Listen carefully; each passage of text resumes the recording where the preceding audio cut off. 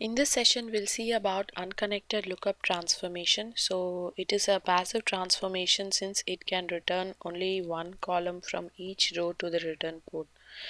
So the main advantage of using an unconnected lookup is the fact that you can use it in an expression or any other transformation like a function in other programming languages. And the lookup cache is calculated only once as part of a session initialization, and hence it is more efficient since the subsequent lookups will reuse the cache. So the only constraint is that the cache has to be static, that is, data in your lookup table shouldn't be changing once your lookup cache has been created. So this narrows down the usage of unconnected lookup. Some of the scenarios where we can use is when we are looking up against a static dimension that is rarely ever updated, like a date dimension, or we can use when looking up against a base dimension that is loaded before any of the facts are loaded. So today in our scenario, we'll be seeing how to get the date keys for order date, due date, and ship date. So we'll be looking up on a date dimension table in order to do this.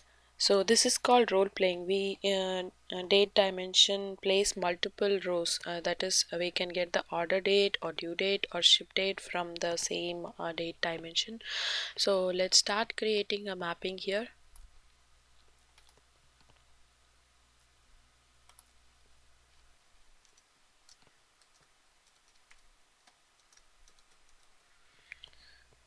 Lookup date, finish. Our source table is sales order header. Okay, and we'll be looking up against date dimension. So it is a relational data object. It is dim date. Okay, and give a name.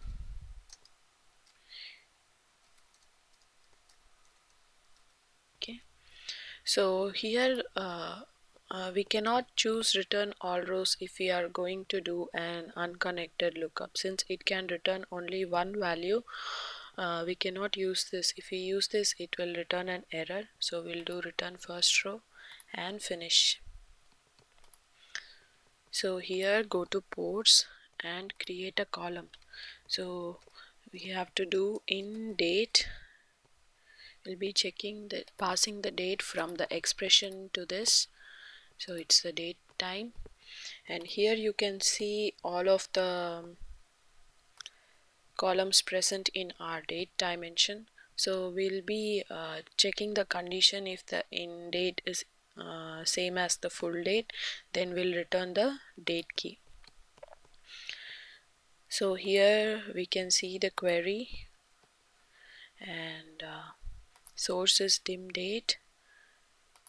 These are the runtime properties. I don't need to change anything here, and here we need to give the filter condition. Yeah, so it is full date is equal to in date. Yeah, so advanced, again, no need to change anything since we are using the static cache. No, that we cannot use. So next we take an expression transformation. Okay, and pass all our source columns to the expression. In the expression, go to ports and create two output ports for each of the date columns. So first is order date key. So it will be the date key in our lookup is an integer data type. So since it will be returning the integer data type, we need to take integer. So due date key, this is also integer data type.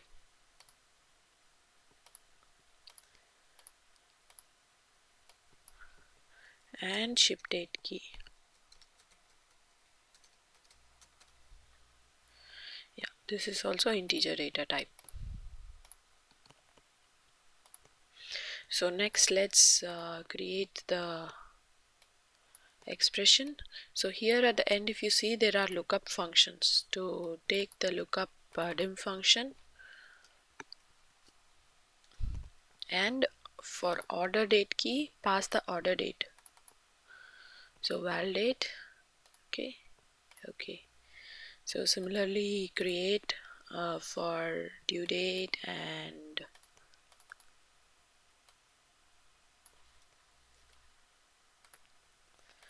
it is due date, validate.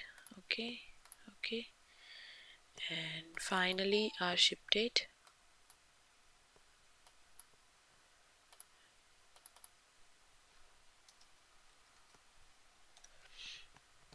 And pass the ship date here. Validate. Okay.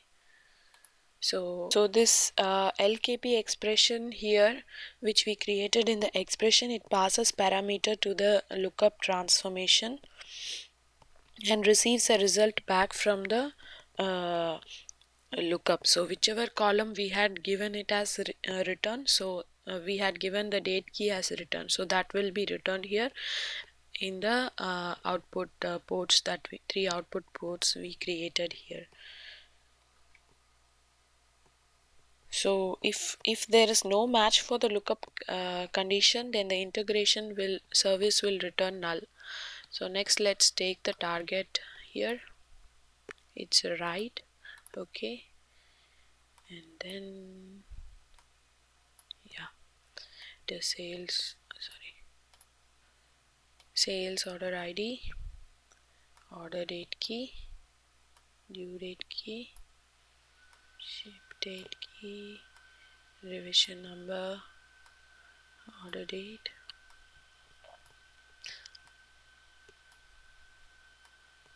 So since we use the unconnected lookup, we can do it using one unconnected lookup. If we were to use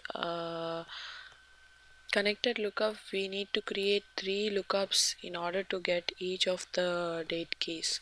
So let's validate this mapping here and run it.